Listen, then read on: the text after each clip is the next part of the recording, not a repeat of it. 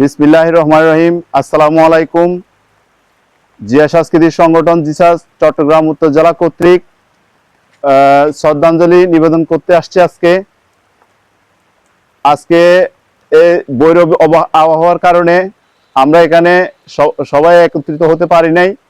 এরপরও গুটি কয়েক ব্যক্তি নিয়ে আমরা আজকে এখানে হাজির হয়েছি। শহীদ প্রেসিডেন্ট জিয়াউর রহমানের 44তম শাহাদত বার্ষিকীতে আমরা এখানে এসে শ্রদ্ধাঞ্জলি দিয়ে শ্রদ্ধা নিবেদন করে আমরা খুবই আনন্দিত, উৎসাহিত এবং গভীর সুখ প্রকাশ করছি। আজকে যদি আমাদের এই নেতা যদি থাকতো আমাদের মাঝে, আমরা বাংলাদেশের যেই মানে আকাঙ্ক্ষা, যে চাহিদা, বাংলাদেশের যে স্বপ্নদ্রষ্টা যে স্বপ্ন দেখেছিলেন সেই স্বপ্ন বাস্তবায়ন করা যেত। আজকের এই জায়গায় আমরা দীর্ঘ অনেক বছর পর প্রোগ্রামে আসতে পেরেছি। এতদিন আমরা প্রোগ্রামে আসতাম রাত্রেবেলায় লুকিয়ে লুকিয়ে, রাতের গভীর অন্ধকার আমরা এসে ফুল দিতাম, বক্তব্য দেওয়ার কোনো সুযোগ থাকতো না। আজকে এখানে এসে আমরা বক্তব্য দেওয়ার একটা সুযোগ হচ্ছে।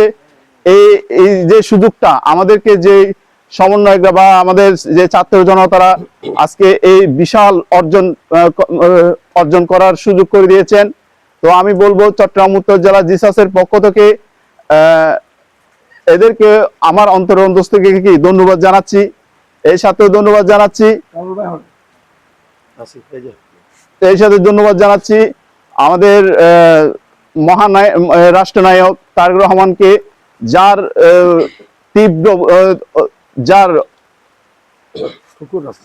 টুকুর রাজনীতির কারণে আজকে আমরা এই জায়গায় এসে সমবেত হতে পারতেছি।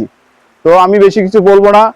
আজকে যেহেতু বৈরী আবহাওয়ার কারণে এখানে আসার সুযোগ হচ্ছে না কারো, বা আমরা আসা যাওয়ার অনেক সমস্যা হচ্ছে, তাই আমি আজকে এটুকুই বলে শেষ করলাম।